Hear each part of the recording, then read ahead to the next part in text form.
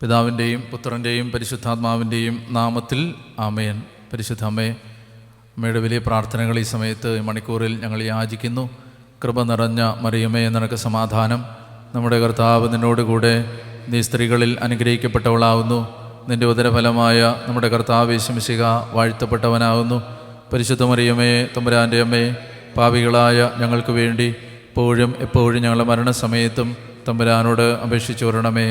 പിതാവിനും പുത്രനും പരിശുദ്ധാത്മാവിനും സ്തുതി. ആമേൻ. ഹല്ലേലൂയാ, ഹല്ലേലൂയാ. നമ്മൾ മർക്കോസിൻ്റെ സുവിശേഷം 14-ാം അധ്യായത്തിൻ്റെ 3-ാമത്തെ വാക്യം വരെയാണ് കണ്ടത്.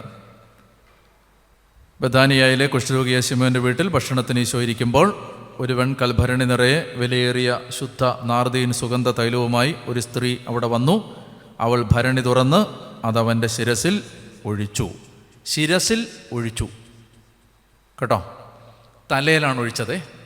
അപ്പോൾ ഈ തലയിൽ ഒഴിച്ചു എന്ന് പറയുന്നത് നമുക്ക് ഭാഗം ഓർമ്മയുണ്ട്, പശ്ചാത്തലം ഓർമ്മയുണ്ട്. ഈ സ്ത്രീ വന്നു, അവൻ്റെ തലയിൽ ഒഴിച്ചു. നിങ്ങളൊന്ന് ആലോചിച്ച് നോക്കിയേ, ബൈബിളിലെ പഴയ നിയമത്തിൽ ആരുടെയെങ്കിലും തലയിൽ അഭിഷേക തൈലം ഒഴിച്ചാൽ അതെപ്പോഴാണ് ഒഴിക്കുന്നത്? എന്താ അതിൻ്റെ അർത്ഥം? ഇതിനു മുമ്പ് നിങ്ങളുടെ മനസ്സിൽ എപ്പോഴെങ്കിലും ആരുടെയും തലയിൽ തൈലം ഒഴിച്ചിട്ടുണ്ടോ? ആരുടെ തലയിലാണ്? സാവൂളിൻ്റെ തലയിൽ ഒഴിച്ചിട്ടുണ്ട്, ദാവീദിൻ്റെ തലയിൽ ഒഴിച്ചിട്ടുണ്ട്. എന്ന് പറഞ്ഞാൽ പഴയ നിയമത്തിൽ ഒരാളുടെ ശിരസിൽ തൈലം ഒഴിക്കുക എന്ന് പറഞ്ഞാൽ അയാളെ രാജാവോ പുരോഹിതനോ പ്രവാചകനോ ആയി അഭിഷേകം ചെയ്യുമ്പോഴാണ്. ഇവിടെ ഈ പ്രക്രിയ വഴി മറിയം എന്താണ് പ്രഖ്യാപിക്കുന്നത്? യേശു എൻ്റെ ജീവിതത്തിൻ്റെ പ്രധാന പുരോഹിതനാണ്, രാജാവാണ്, പ്രവാചകനാണ്. യേശുവിൻ്റെ രാജത്വം, പ്രവാചകത്വം, പൗരോഹിത്യം ഇത് പ്രഖ്യാപിക്കുന്ന ഒരു സംഭവമാണ് അവൻ്റെ തലയിൽ ഈ തൈലം ഒഴിക്കുന്നത്.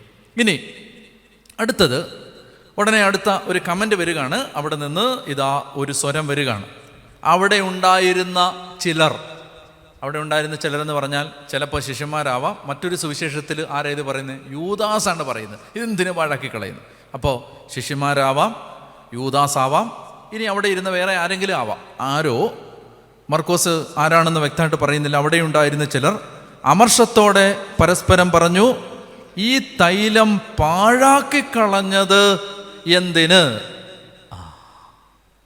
അത് നിസ്സാരമായിട്ട് കാണരുത്. പാഴാക്കി കളഞ്ഞത് എന്തിന്? കാരണം ഇവർക്കറിയാം ഇതിൻ്റെ വില. ഇത് തലമുറയായിട്ട് അപ്പനപ്പൂപ്പന്മാരായിട്ട് കൈമാറി ഈ കൊച്ചിന് കൊടുത്തതാണ്. ഇവളെന്തിനാണിത് പാഴാക്കി കളഞ്ഞത്? പാഴാക്കുക, ഇംഗ്ലീഷ് പറ, വേസ്റ്റ് ആക്കുക അല്ലേ? വേസ്റ്റ്. ഈ വേസ്റ്റ് എന്ന് പറഞ്ഞാൽ എന്താ അർത്ഥം? വേസ്റ്റാക്കുക എന്ന് പറഞ്ഞാൽ എന്താ അർത്ഥം? വേസ്റ്റാക്കുക എന്നുള്ളതിന് പല അർത്ഥമുണ്ട്. ഒരർത്ഥം എന്തെന്നറിയാമോ? അതായത് വലിയ വിലയില്ലാത്ത ഒരു കാര്യത്തിന് വേണ്ടി വലിയ വില കൊടുക്കുന്നത് വേസ്റ്റാണ് അല്ലേ? അത് വെറുതെ വേസ്റ്റായിപ്പോയി എന്ന് പറഞ്ഞാൽ എന്താ? ഇപ്പം 2 ഭിക്ഷക്കാർ വരുന്നു. 2 ഭിക്ഷക്കാർ വരുമ്പോൾ അവർക്ക് ഇച്ചിരി കഞ്ഞിയോ ചോറോ ഒക്കെ കൊടുക്കുന്നതിന് പകരം അവർക്ക് ഇന്ത്യയിൽ കിട്ടാവുന്ന ഏറ്റവും വിലപിടിപ്പുള്ള ഭക്ഷണം തയ്യാറാക്കി വെച്ചാൽ ആളുകൾ പറയും അതിൻ്റെ ആവശ്യമില്ലായിരുന്നു, അത് വേസ്റ്റാണ്.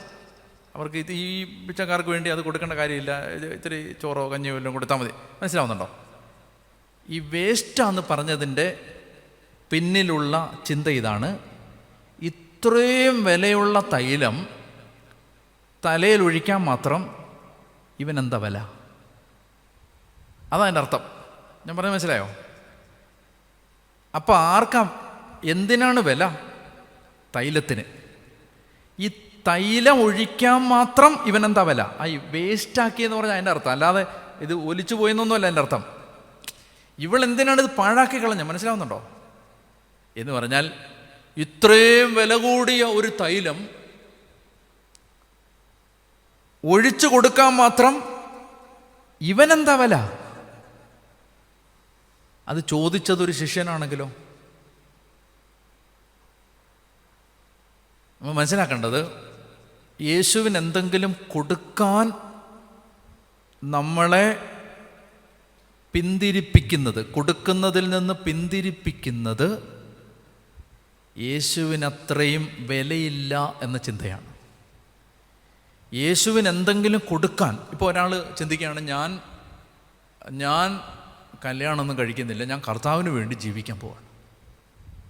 അതൊരാൾ യേശുവിന് അത്രയും വിലയുണ്ട് എന്ന് ചിന്തിക്കുന്നത് കൊണ്ടാണ്. ഇപ്പോൾ സുവിശേഷ വേലക്കാരന് ഞാൻ മോളെ കെട്ടിച്ചു തരത്തില്ല എന്നൊരാൾ പറഞ്ഞാൽ അതിൻ്റെ പിന്നിലുള്ള ചിന്ത എന്താ? സുവിശേഷ വേലക്കാരൻ ആർക്ക് വേണ്ടി ജോലി ചെയ്യുന്നത്? യേശുവിന് വേണ്ടി. അപ്പോൾ അങ്ങനെ ജോലി ചെയ്യാൻ മാത്രം യേശുവിന് എന്താ വില? ടാറ്റായ്ക്ക് വേണ്ടി, അംബാനിക്ക് വേണ്ടി, പിന്നെ ഗൂഗിളിന് വേണ്ടി, ആപ്പിളിന് വേണ്ടിയൊക്കെ ജോലി ചെയ്യുന്നത് ഗമയാണ്. യേശുവിന് വേണ്ടി ജോലി ചെയ്യുന്നത്, യേശുവിന് വേണ്ടി ജോലി ചെയ്യുന്നവന് എന്നാ വില? യേശുവിന് വേണ്ടി ജോലി ചെയ്യുന്നവന് മകളെ കെട്ടിച്ചു കൊടുക്കുന്നില്ല എന്നൊരപ്പം പറഞ്ഞാൽ അതിന് ഒറ്റ അർത്ഥമേ ഉള്ളൂ, ഒരുപാട് അർത്ഥമില്ല, ഒറ്റ അർത്ഥമേ ഉള്ളൂ, അയാൾക്ക് യേശുവിന് ഒരു വിലയില്ല. ഞാൻ പറയാൻ മനസ്സിലാകുന്നുണ്ടോ? ഇപ്പോൾ ബിൽ ഗേറ്റ്സിൻ്റെ കമ്പനിയിൽ ജോലി ചെയ്യുന്നവന് എൻ്റെ മോളെ ഞാൻ കെട്ടിച്ചു കൊടുക്കും. കാരണം ബിൽ ഗേറ്റ്സിന് ഭയങ്കര വിലയാണ്. യേശുവിന് വേണ്ടി ജോലി ചെയ്യുന്നവന് എൻ്റെ സുവിശേഷ വേലക്കാരനൊക്കെ മോളെ കെട്ടിച്ചു കൊടുക്കാനോ? അതിൻ്റെ അർത്ഥം എന്താ? ഇവൻ ആർക്ക് വേണ്ടി ജോലി ചെയ്യുന്നോ ആ യേശുവിന് ഒരു വിലയില്ല. ഇത് സട്ടിലാണ്, നമ്മൾ ശ്രദ്ധിച്ച് നോക്കിയാൽ ഇത് മനസ്സിലാവും. യേശുവിന് പറയാണ്, അയ്യോ ഒറ്റ മോളെ ഉണ്ടായിരുന്നുള്ളൂ, അയ്യോ അതിനെ മടത്തി വിട്ടോ? അതിനെ മടത്തി വിട്ടോ? അതിനിപ്പോൾ എന്നാ? ഒറ്റ മോളെ ഉണ്ടായിരുന്നുള്ളൂ, അത് ഏതെങ്കിലും ഒരു പൊട്ടന് കെട്ടിച്ചു കൊടുക്കത്തില്ലേ? അതിനേക്കാളും നല്ലതല്ലേ? അതിനേക്കാളും നല്ലതല്ലേ കർത്താവിന് കൊടുത്തത്? നമുക്ക് മനസ്സിലാകുന്നുണ്ടോ? നമ്മുടെ തലയിൽ ഇപ്പം നമ്മളിപ്പോൾ പറയുമ്പോൾ ഇവിടെ ഇരുന്ന് ഈ കുറ്റം പറഞ്ഞ ആളുകളെ നമ്മൾ കുറ്റം പറയത്തില്ലേ?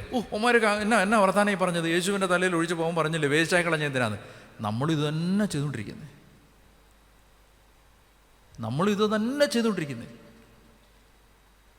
യേശുവിന് എന്തുമാത്രം വിലയുണ്ട്! മേരിയുടെ കണ്ണിൽ ഈ ലോകത്ത് യേശുവിന് മാത്രമേ വിലയുള്ളൂ. അതുകൊണ്ട് അവൾ ഈ ഭരണി പൊട്ടിച്ചേ.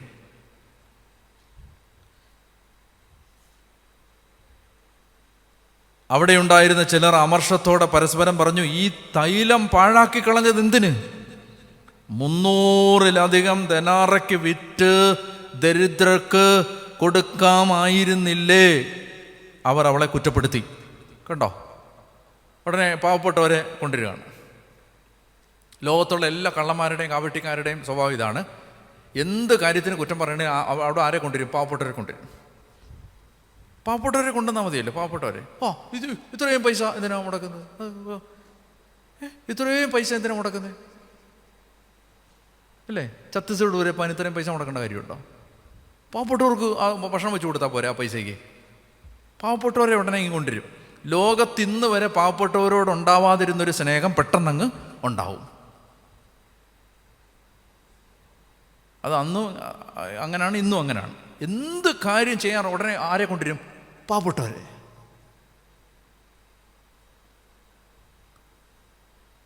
ഇത് വിറ്റ് എത്ര ദിനാറയ്ക്കാം? 300 എന്ന് പറഞ്ഞാൽ 300 ദിനാറ എന്ന് പറഞ്ഞാൽ ഒരു കൊല്ലത്തെ ഒരാളുടെ വാർഷിക വരുമാനമാണ് 300 ദിനാറ.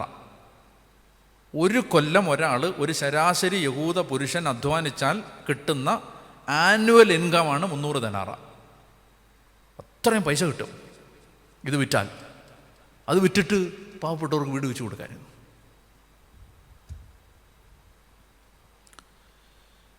ഈ തൈലം പാഴാക്കി കളഞ്ഞത് എന്തിന്? ഇത് 300 ദിനാറയ്ക്ക് വിറ്റ് ദരിദ്രർക്ക് കൊടുക്കാമായിരുന്നില്ലേ?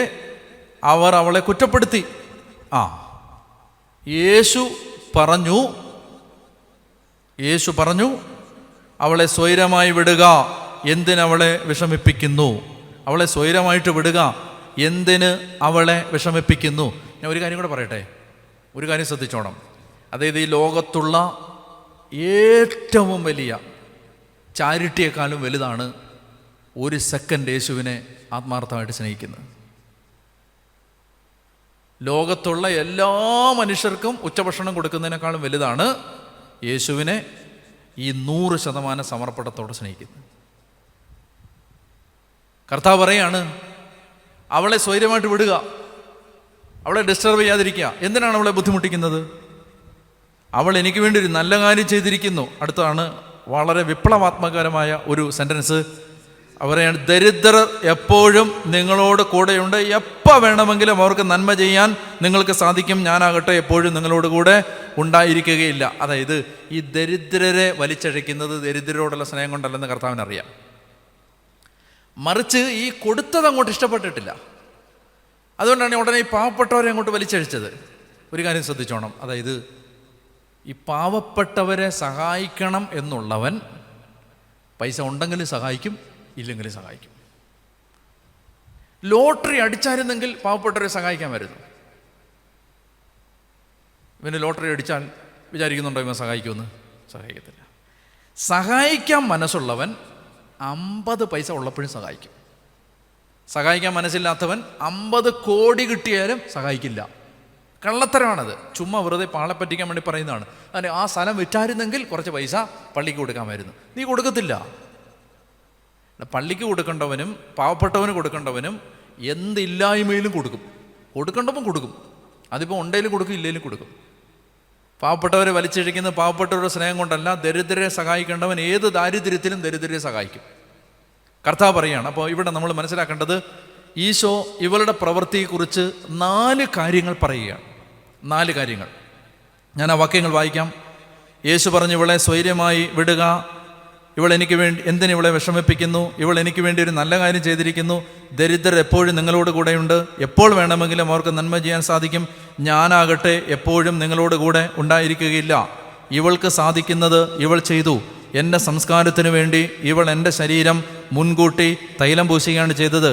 ഞാൻ സത്യമായി നിങ്ങളോട് പറയുന്നു, ലോകത്തിൽ എവിടെയെല്ലാം സുവിശേഷം പ്രസംഗിക്കപ്പെടുമോ അവിടെയെല്ലാം ഇവൾ ചെയ്ത കാര്യവും ഇവളുടെ സ്മരണയ്ക്കായി പ്രസ്താവിക്കപ്പെടും. 4 കാര്യങ്ങൾ ഈ പ്രവൃത്തിയെക്കുറിച്ച് യേശു പ്രശംസിച്ച് സംസാരിച്ചു. ഒന്ന്, കർത്താവ് പറയുകയാണ്, ഇവളൊരു നല്ല കാര്യമാണ് ചെയ്തത്. നല്ല കാര്യമാണ്. ഈ സമർപ്പണത്തെക്കുറിച്ച് ഈശോ പ്രശംസിച്ച് പറഞ്ഞ ഒന്നാമത്തെ കാര്യം, ഇവൾ ചെയ്തത് ഒരു ലവ്ലി, ഗുഡ്, ബ്യൂട്ടിഫുൾ ആക്ട്. ഒരു നല്ല കാര്യം അവൾ ചെയ്തു, ഈശോ പറയുകയാണ്. ഒന്ന്. രണ്ടാമത്തേത് ഈശോ പറയുകയാണ്, ഇത് അവസരോചിതമായ ഒരു പ്രവൃത്തിയാണ്. എന്തെന്നറിയാമോ? ഈശോ പറയുക, ഇവൾ എൻ്റെ സംസ്കാരത്തിന് വേണ്ടി തൈലം പൂശുകയാണ് ചെയ്തത്. ഇതിനൊരു പ്രത്യേകതയുള്ളത് എന്താണെന്ന് വെച്ചാൽ, ഇപ്പോൾ മേരിയെ കൊണ്ട് പിതാവായ ദൈവം ഇങ്ങനെ ഒരു സമർപ്പണം ചെയ്യിച്ച് എന്തുകൊണ്ടാണെന്നറിയാമോ? ഈശോ മരിച്ചു കഴിയുമ്പോൾ ഈശോയുടെ ശരീരം സാബത്തായതുകൊണ്ട്, സാബത്ത് ആരംഭിക്കുകയാണ്, 6 മണിക്ക് സാബത്ത് തുടങ്ങും. അതുകൊണ്ട് തിടുക്കത്തിൽ അവർ യേശുവിൻ്റെ ശരീരം താഴെ ഇറക്കി നമ്മൾ വായിക്കും. തിടുക്കത്തിൽ. എന്താ കാര്യം? സാബത്ത് തുടങ്ങിക്കഴിഞ്ഞാൽ പിന്നെ മൃതദേഹം ചുമന്നുകൊണ്ട് പോയാൽ ഇവർ അശുദ്ധരാവും. അതുകൊണ്ട് സാബത്ത് തുടങ്ങുന്നതിന് മുമ്പ്, വൈകിട്ട് 6 മണി ആകുന്നതിന് മുമ്പ് അവർ യേശുവിൻ്റെ ശരീരം കുരിശിൽ നിന്ന് താഴെ ഇറക്കി. തിടുക്കത്തിലാണ് അത് ഈ തുണി ചുറ്റി സുഗന്ധദ്രവ്യമൊക്കെ പൂശി പെട്ടെന്നാണ്. അതായത് തിടുക്കത്തിൽ യേശുവിൻ്റെ ശവസംസ്കാരത്തിന് കൊണ്ടുപോയത് കൊണ്ട് യേശുവിന് വേണ്ടത്ര ഗൗരവമായി യേശുവിൻ്റെ ശരീരത്തിൽ തൈലം പൂശാൻ പറ്റാത്തത് കൊണ്ട് ഇവൾ നേരത്തെ അത് ചെയ്തതാണ്. ഈ പ്രവൃത്തിയുടെ പ്രത്യേകത എന്തെന്നറിയാം? ഈശോ ഇനിയിപ്പം 2-3 ദിവസത്തിനുള്ളിൽ ഈശോ മരിക്കും. ഈശോ മരിച്ചു കഴിയുമ്പോൾ ഈശോയുടെ ശരീരം തിടുക്കത്തിൽ താഴെ ഇറക്കി യഹൂദൻ അനുശാസിക്കുന്ന വിധത്തിൽ ഒരു യഹൂദൻ്റെ ശവസംസ്കാരത്തിന് ചട്ടപ്രകാരമുള്ള സുഗന്ധ ദ്രവ്യങ്ങൾ പൂശുന്നതിന് സമയം കിട്ടാൻ ഇടയില്ലാത്തത് കൊണ്ട് ഇവൾക്കിത് അറിയാവോ? സമയം കിട്ടില്ലെന്ന് അറിയില്ല. പക്ഷേ യേശുവിനെ സ്നേഹിക്കുന്ന ഒരാത്മാവിന് ആത്മാവിൽ ഇതറിയാം, ബുദ്ധിയിൽ ഇതറിയാവോ? മേരിക്കറിയാവോ ഈശോയെ കുരിശിൽ നടക്കുമ്പോൾ തൈലമൊന്നും പൂശാൻ പറ്റില്ല? അറിയാവോ? അറിയില്ല. പക്ഷേ സ്നേഹിക്കുന്ന ഒരാത്മാവിനറിയാം.